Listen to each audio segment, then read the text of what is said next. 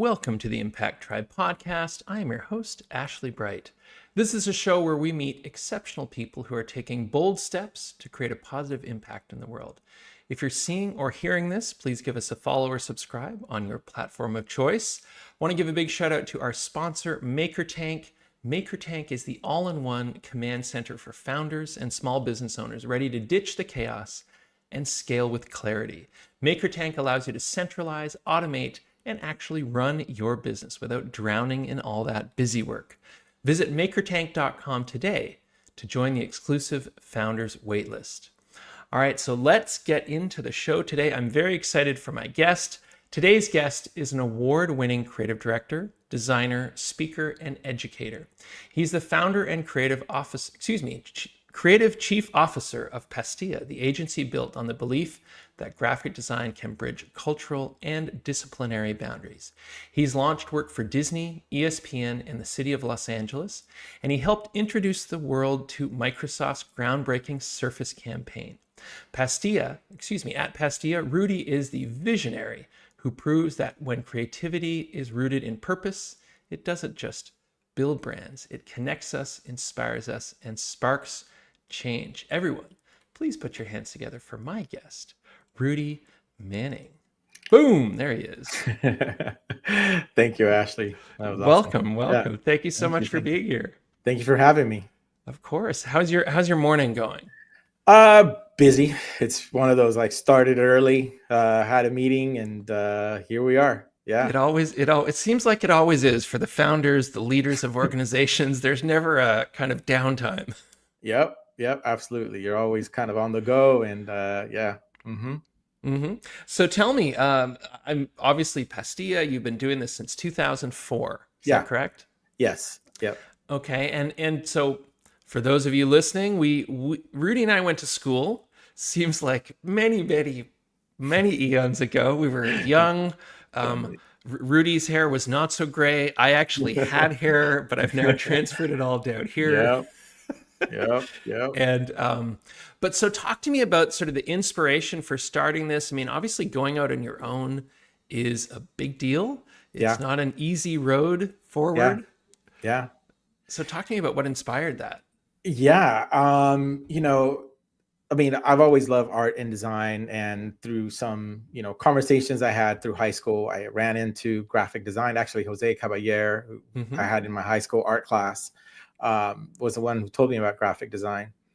And my mom had a business. She had a cleaning service, and she had me and my brother work in that company.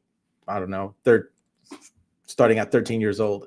Yeah. But I saw her build that company, and I saw the autonomy that she had, and the freedom, the responsibility, and all the fruits that came with, like, having her own business.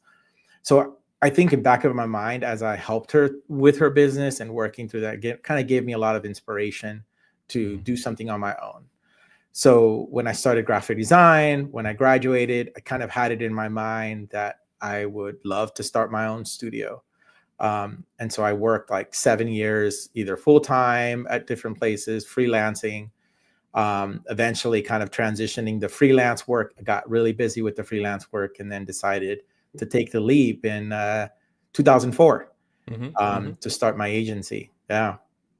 Wow. That is, I mean, I've been an entrepreneur now for 13 years. And part of the reason probably I delayed it was because my father was an entrepreneur, and I saw the pain, the anguish, the uncertainty of it. And so I never did it, but I did the corporate thing. And then eventually I was like, I'm out of here. I need to do something different. Yeah. And that journey is, hold on. Can you hear that? Yeah. No, I can't hear it. I can hear you. Sorry, my dog is walking around on the hardwood floors here, and her claws are disrupting things. But anyway, I'm all distracted now. My son it's been quiet here. It's been literally quiet here for the last hour, and everyone just got up. Sorry, I'm all off on topic here. Rudy and I were talking earlier about how I just moved, and Rudy just moved.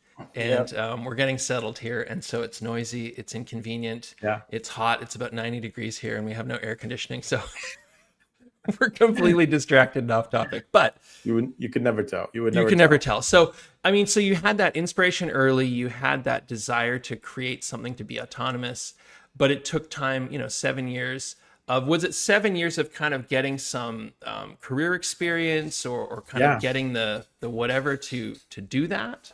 Yeah, yeah. I mean, when I graduated, I ended up I like doing a lot of different elements of graphic design back then, Mm-hmm. a lot of different, aspects. And it merged pretty well back then. I mean, you're a graphic designer, you maybe did packaging, but you Mm-hmm. could Mm-hmm. also do exhibit, you were doing motion, you were doing, interactive work.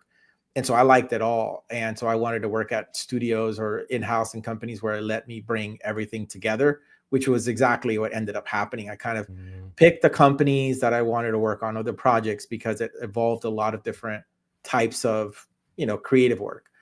And between that, I also worked at full-time jobs that allowed me to have freelance work in nights and weekends. So I would say the first 3 or 4 years was pretty crazy, because I really loved my full-time job, but then I really loved working on my own Mm-hmm. projects. Mm-hmm. But I wasn't able to like just freelance on my own. So I really kind of started building my network at nights and in Mm-hmm. weekends, doing those extra projects. I never said no to, like, hey, it was never like, no, I'm sorry, I'm booked, I don't have enough time. It was like, I'll figure it out. Yep. Yep. And that's what I did. And I did that for like close to 7 years, where I got to the point where I was confident enough to say, you know what, I have enough to then take that leap and just not go in working places, freelance in studios, and only take my clients that I have directly. Mm-hmm.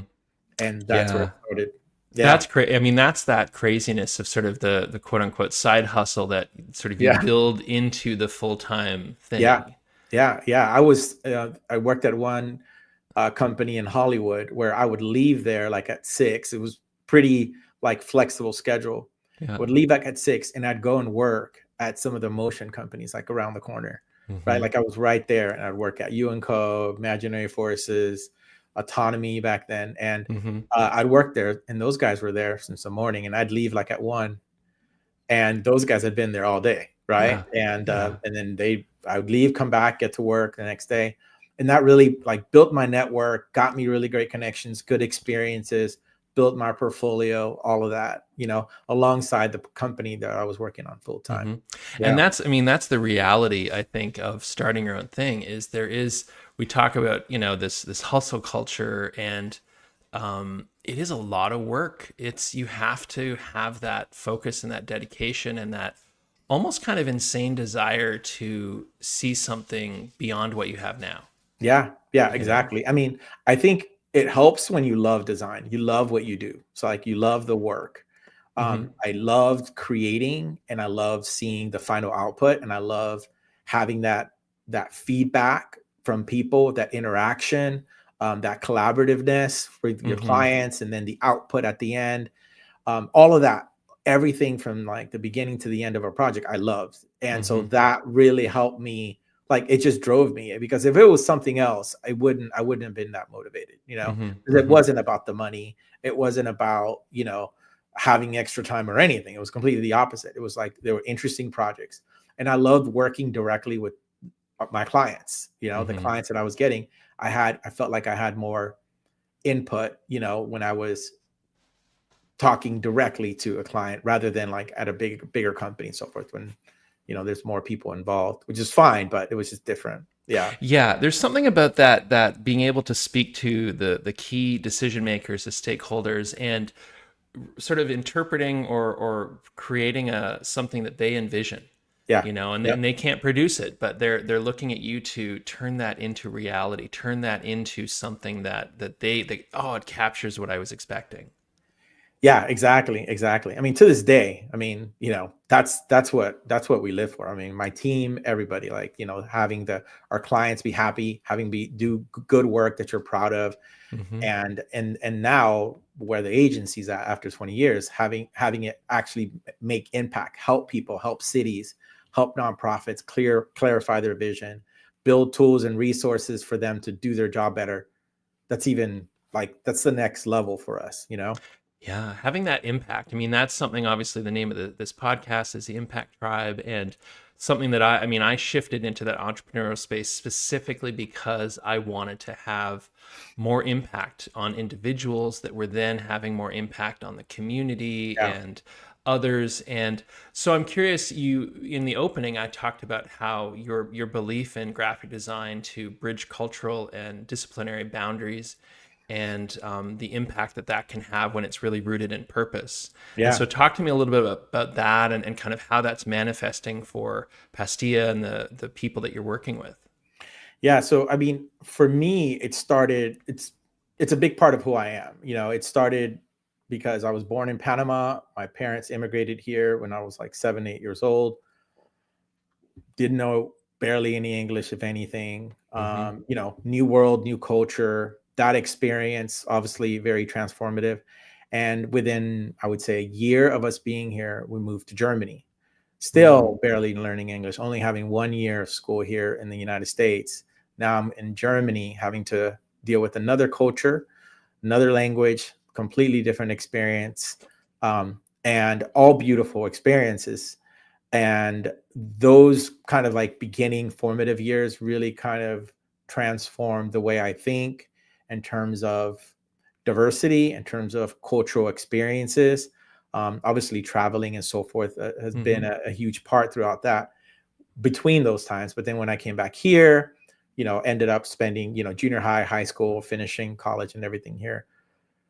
When I started to create my agency, I started realizing like all those experiences as a child really were impactful in how I communicated with people, how we dealt with projects, our perspectives, Mm-hmm. our listening skills was a huge component. Being really open to absorbing a new project or a new idea or a different perspective that a client is coming with, and really being able to understand where they're coming from, really.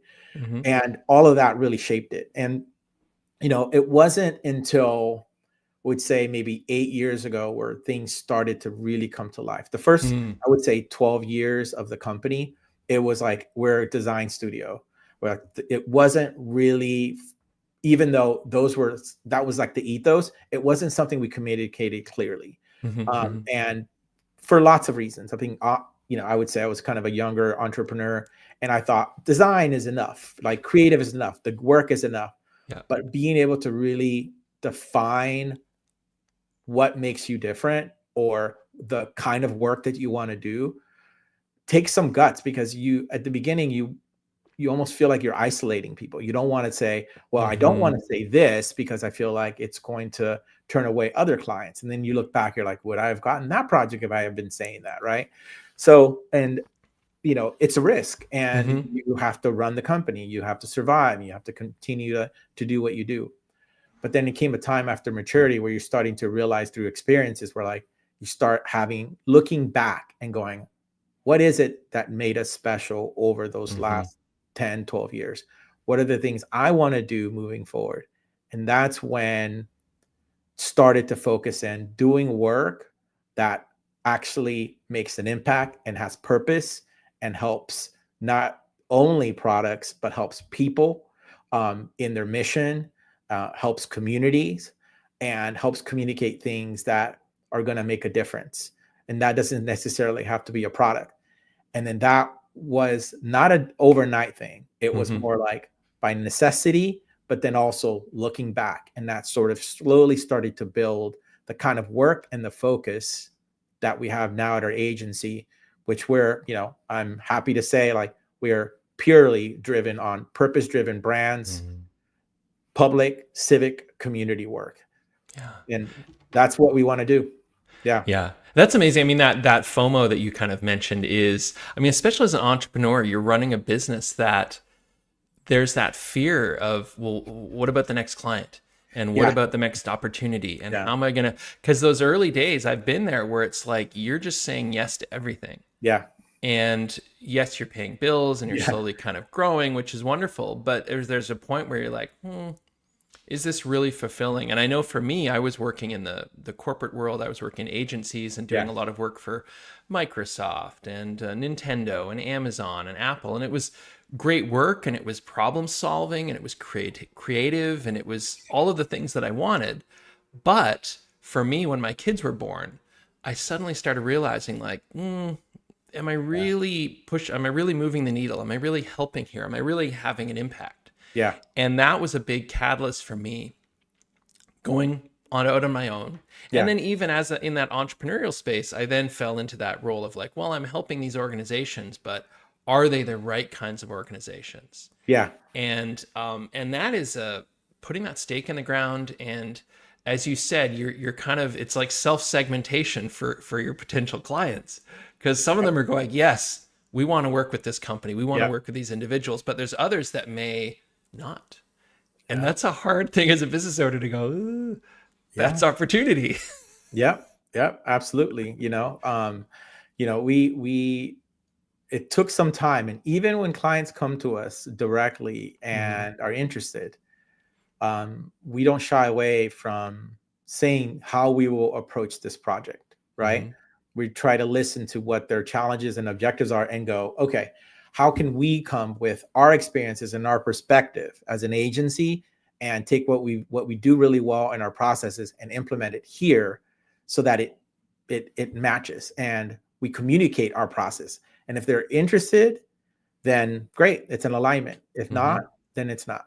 Right. And I think we're okay with that. And at the end of the day, having that focus, that positioning that of who we are has made the biggest difference in scaling the company. Right. Hmm. Like, had I known that now, like Hmm. 20 years ago, probably would have taken maybe a little more risk, but there was other necessities. You have to live, you have to survive, you have to pay bills, you have to, you're just going and you're doing the work. You don't have that high level perspective at that time to look and go, okay. And but the team, how you hire people, your processes, your clients, the focus really helps drive business development, drives Hmm. other clients that you want come to you, right? Yeah, it's interesting because there's that, we know as sort of marketers, as branders, as people in that space, that having a unique value proposition for your offering is Yeah. critical in the marketplace. But it's interesting how, at least for me, I would lose sight of that. And in retrospect, as I've started to really lean into those things, you realize that that's that differentiator. That's the thing that you get to measure everything by, in terms of who do I work with? What are the criteria that we evaluate success by? Yep. And also what makes us, that unique role that we play in the community, in the business world. Because let's face it, there's lots of agencies, there's lots of design firms, there's lots of people that do amazing design. But what sets you apart is that, what are you rooted in, and that Yeah. purpose and that Yeah. community. Yeah. Exactly. Exactly. And then and it takes time. It takes time. I don't know. I mean, I think it's one of the most important things you can do. And I used to think, oh yeah, and it's interesting because we do branding, right? Mm-hmm. And we tell other companies to focus. We show them how to position themselves. We show them their space, but it is extremely hard to do it for yourself. Oh yes, it is. I still remember. I mean, I don't remember who the teacher was, but when we were graduating, we were doing like one of the portfolio prep classes, and one of the instructors said, and this was at the time when you had business cards, but they said, Yeah. like, have someone else design your business card, because Yeah. you will Yeah. never be able to do it. You're too Yeah. close to it. Yep. Yep. And that was the Exactly. simple thing of a business card. Yeah. But having that ability to kind of like step back. And I think it's taken me 20 plus, well, I guess 25, almost 30 years now, but it's like the gray hairs, there's that earned wisdom, that There is. experience that comes with going, you know what, I've done a lot of those Yeah. things, I've done a lot of those projects, and they Yeah. weren't fulfilling, or they were Yeah. problematic. Here's the niche that I want to be in, here are the Yeah. people I want to help. Yeah. Exactly. Exactly. I mean, I think it's wisdom, and I think I would say clarity, right? Clarity. Like Hmm. confidence, but clarity and decision making, like absolute clarity.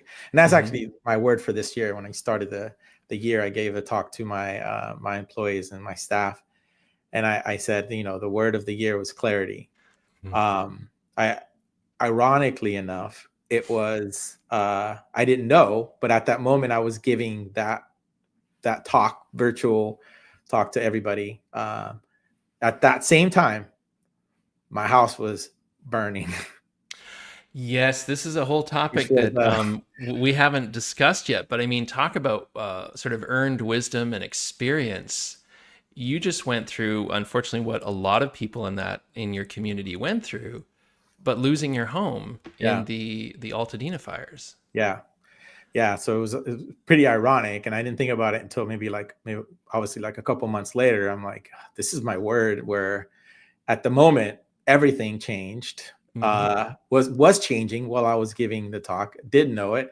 And there's anything but clarity that day, especially in my life, physically, right, with the smoke. But yeah, so there was a lot of changes that happened at the end of last year at the agency. And, I wanted to start the year with, I was seeing a lot of taking that wisdom and knowing, okay, I know where we're going to go. I know how to do this. Now it's about taking what I know and really refining it and putting it in place with this, my amazing team, building from that. So I felt really confident on that. But at the same time, when everything shifted that day, it was also a testament to my team.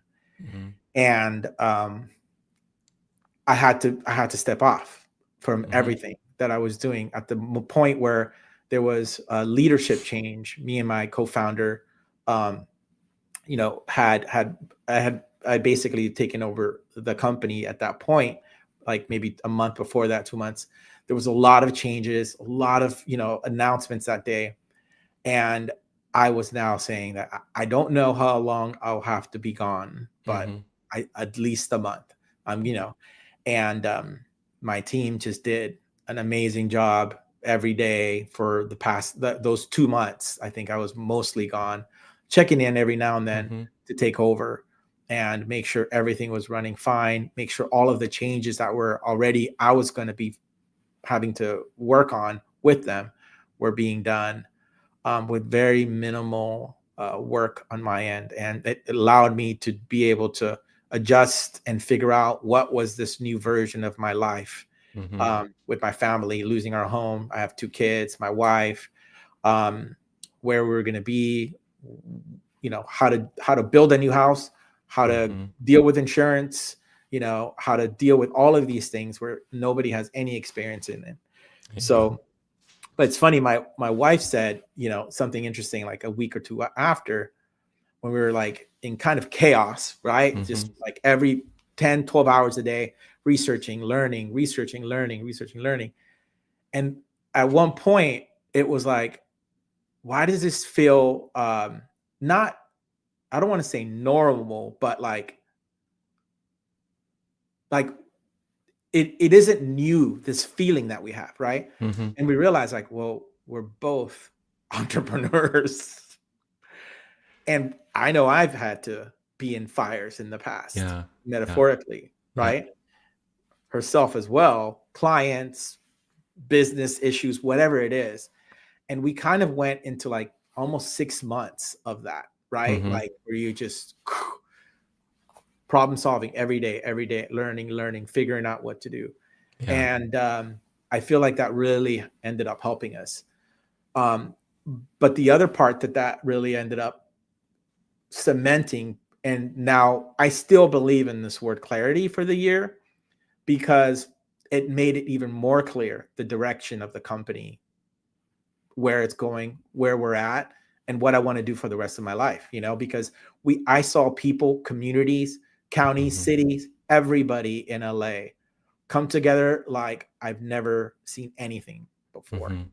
I mean, the support that we got from the day one up until continuing now, from my team, from the county, the city, friends, strangers, churches, like everything was amazing. And all I want to do is have an agency that helps support communities, helps support nonprofits that do this kind of work, to do their work better, to have the kind of level of design and creative agency that the private sector, larger Fortune 100 companies get from those agencies. I mean, I'm a big, I'm a big one for the universe will provide sort of what you need. And sometimes it's brutal. In your case, I mean, I don't think any of us can probably relate to that level of, universe sort of smacking in the face and saying, all right, let's test that Yeah. clarity. Let's test that word for the year.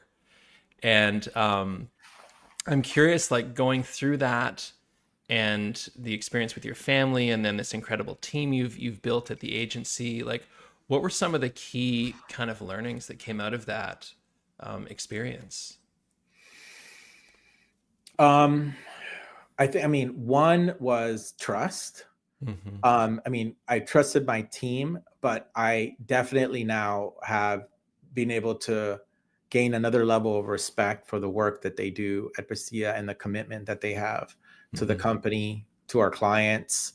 Um, I think that, I think a big part of it also, like I was mentioning earlier, is it taught me that this is 100% what I want to do, right? There's Mm-hmm. unequivocally impact purpose driven work that affects communities, that helps communities come together.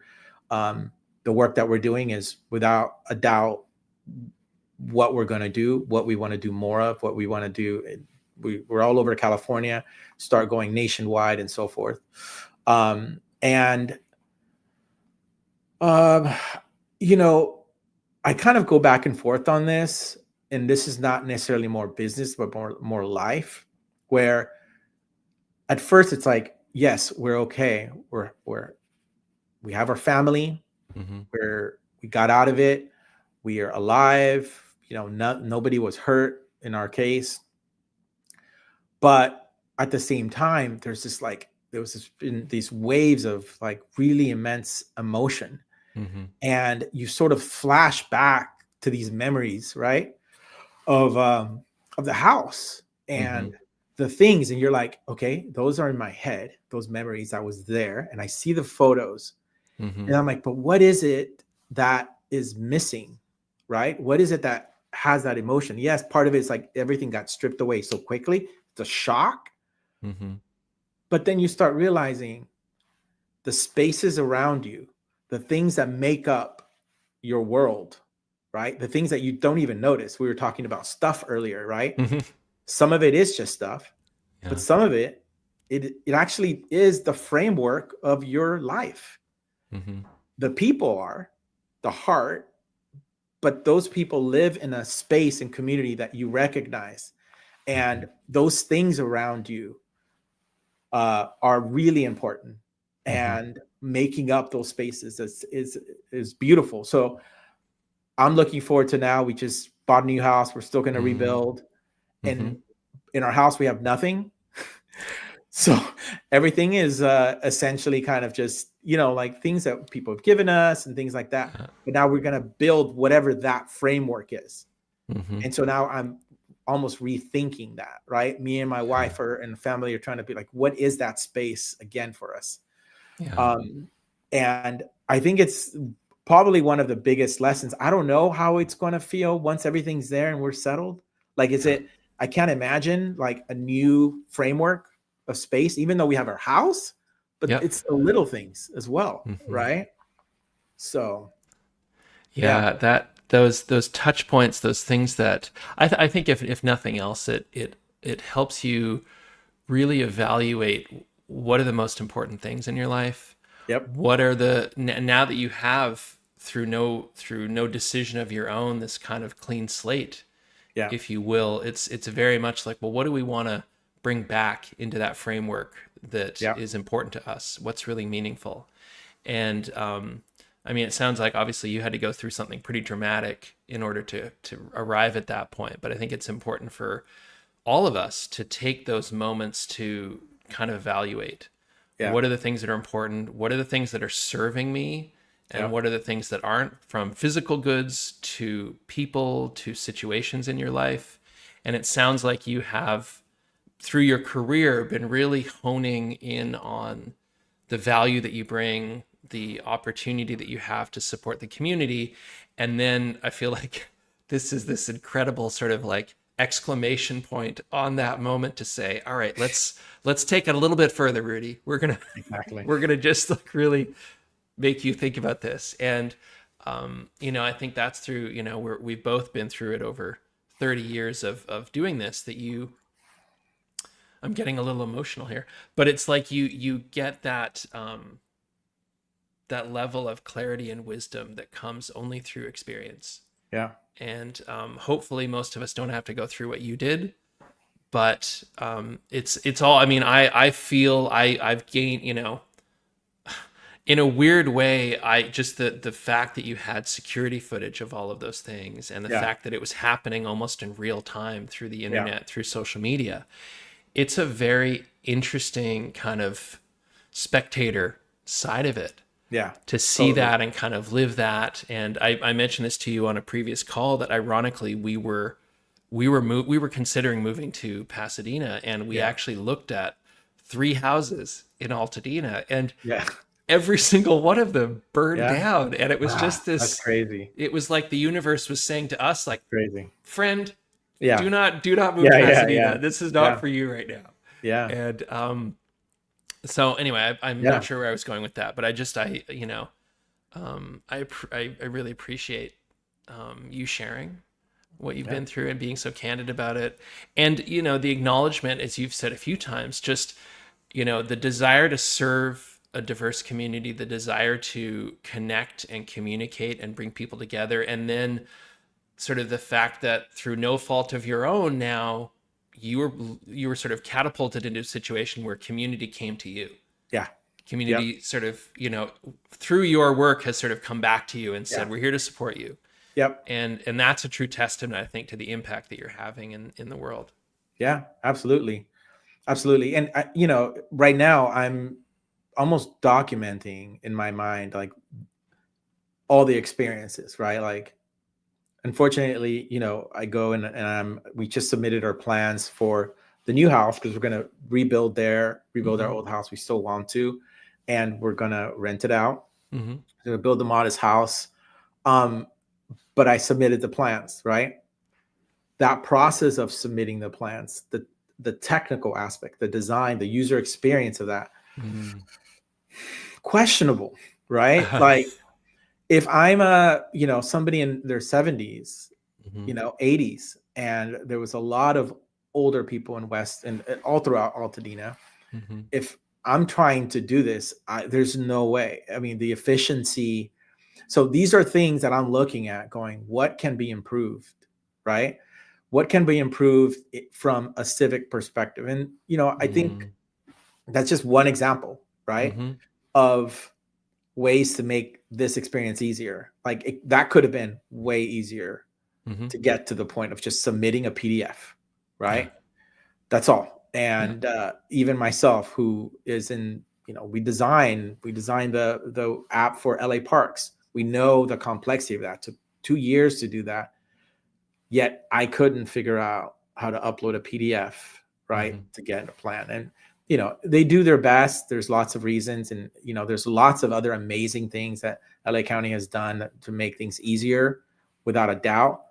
But always ways to improve, right? So, Well, I appreciate that you're always, you know, you're looking at it as challenging as this was, you're looking at it as an opportunity to learn and yeah, potentially improve it for someone else. And I think that sort of come back to full circle. I feel like that's kind of the role of a designer, the role of what we do and what gets us yeah, going. Whether you're talking about a printed piece or a digital piece or a user experience or a physical object, it's this sort of insane desire to make it as good as possible, to exactly. like really, like, can we, it's all about those details, you know, can we simplify these steps, can we hone this process, can we make it what about someone who's 80 versus someone who's 40?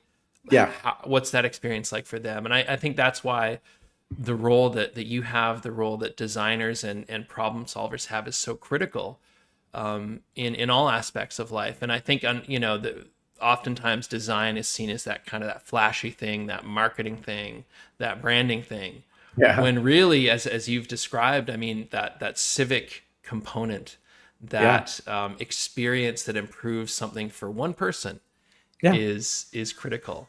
yeah, yeah. Clarity and communication. There we You go, know, right back to the word I mean, clarity. that's everything. Yeah, yeah, there it Mm-hmm. goes. The word clarity again. It's Clarity. popping up. They didn't even know. But yeah, I mean, you know, that's everything. That is Mm-hmm. everything. Mm-hmm. And designers are good at it, using We everything are. possible to do that. Every And we can't medium let it go. possible. We cannot let it go. Yeah. Yep. We have to Absolutely. like, no, it's gotta be, can we Yeah. round that a little bit more? Just, Yeah. we're like, Exactly. Rudy, who Exactly. cares? No one's gonna All the little notice. details that come together. Yep. Exactly. For Exactly. every type of user. Oh, Awesome. I love Well, that though. I want to first of all, we're a little bit over, but I appreciate you taking some time to stay with us. But I want to thank you so much for the human that you are. I mean, it's been, God, how long has it been? 1997, 96. I mean, it's been a long time. I won't do the We math, met but 95, 96. Yeah. yeah, and we've touched base maybe a half dozen times Yeah. since then. But you were a standout human being then, and you've only grown into more of one, if that's possible. And so I just want to thank you, first of all, for the work that you're doing and the what you're bringing to the community that you serve, and the people that have benefited from it. And just thank you for spending some time with us or with me and being so candid about what you've been through, because I can't imagine it's an easy thing to talk about or think about. But I appreciate you sharing it No, with thank us. you. Thank you, Ashley. And likewise, I mean, I remember you as a fellow student and I was always really impressed by your presentation skills. Like when you presented ideas, you were just like, and this is how we learned, right? We all learned from each other. And like, I didn't know that much the difference between good presenting and bad presenting. And I would see you, I'm like, that's good presenting. Well, thank you. Thank you so much. I appreciate He that. sold me See, on that idea, on that concept. And you also worked on you were like advertising, you were design and interactive. You had so I always was inspired by that as well, that you were fluid in the different design media. So, well, yeah. thank you. Thank you. It all comes back to what you've said a few times, which is clarity and communication. Yeah. And however you're doing that, through visuals, through UI, through the spoken word, through civic engagement, it's all Yeah. about how we communicate effectively, Yep. knowing our audience, having empathy and compassion. And I always think about what I do is like, I'm helping someone get to the next step of whatever it is they want to do. Yeah. Yeah. And I think that's at the very base, sort of the goal that I have. And so, Rudy, is there any way, or how should people, if they want to learn more about you or help support what you're doing, The- how are ways they can get in touch? yeah, they can email me. They can, I'm pretty open on my Instagram as well, LinkedIn, Mm-hmm. I think any of those platforms. My email is rudy@pastilla.co, PASTILLA.co. And my Instagram is basically Rudy Manning, except change the A to a V. Yes. Yeah. Um, and yeah, and I think my LinkedIn is just maybe Rudy Manning 3, I All believe. right. But Well, so anyone out there, if you have not connected with Rudy, I highly recommend. Incredible work, incredible impact in the community, and just a good guy, a good human being. And I think thank we you. need Thank more you, of Ashley. that. And one last question for you, Rudy. Yeah. If there's one thing you'd like to be known for, when we depart this Yeah. world, what would that be? Um, between all of this, it is not easy to bring good design in some of these spaces. It hasn't been a priority, and they don't Mm-hmm. understand it. Mm-hmm. So, and I've always been interested in bringing good design in spaces where people have had a challenging time prioritizing it, investing in it. And if there's sectors and industries that haven't had good design, that now good design is just a common thing, and I've been a part of that process, that would be awesome. So I think Wonderful. government is Mm-hmm. definitely one of those spaces. Absolutely. I think that Yeah. is a brilliant. I think that's something great to be known for, because we're all interacting with government. We're all having that civic engagement. We're all Yeah. at some point, Yeah. and to make it easier, to make it more accessible for someone is, and to your point of making it just a common thing that it Yeah. should Exactly. be. I Yeah. think there's always a sense of like, well, there's commercial and then there's government, and you're Yeah. like, no, Yeah. no, no, Exactly. that doesn't mean it should be less Yeah. than. It should be just as good. It's just as good. Yeah. Yeah. Yeah. We come in that way, going like, we work in the private sector, we have forever, and we just bring that to civic. And the clients that we like, the clients that end up working, they understand that and they get it, and they're like, yes, we want to work with Pastilla. So Yeah. Awesome. Awesome. Well, anyone out there, I think you'd be lucky to work with Pastilla and work with Rudy, an incredible team of people bringing so much value and great communication, bridging those communication divides that are out there in the community. And so, Rudy, I want to thank you again for your time, and thank you everyone for watching and Thank you, listening. Ashley. Thank you for Yeah. having me. Appreciate it. Awesome podcast. Thank Thank you, you so everyone. much. All right. Cheers. Bye-bye. All right. Thank you, everyone, for being here. I appreciate it. I want to thank Rudy as well, an incredible individual. I'm glad we finally got a chance to have him on here and share what he's been up to. If you want to watch this or listen to this again, it's going to be available on LinkedIn, YouTube, as well as on audio, all the audio podcast platforms. Please give us a follow and subscribe, share with your friends, and join us for the next Impact Tribe podcast, which will be Thursday, September 11th, with my special guest, Manny Loudon. Manny is an employee benefits consultant helping mid-sized organizations rethink and enhance their benefit strategy. He's also the founder of HR Fuse, a rapidly growing HR community bringing leaders together across Tucson and Phoenix with a passion for creating connections and raising the bar on how organizations support their people. Manny is proof that when you invest in community, everyone wins. And I can vouch for that. He is the old school community builder. And so don't miss this conversation. It's going to be wonderful. Big shout out to our sponsor, MakerTank. Visit makertank.com to join the exclusive founders waitlist today. And until next time, thanks everyone for creating a positive impact in your world. Together, we can make change happen. All right. Have a good one, everyone. Cheers.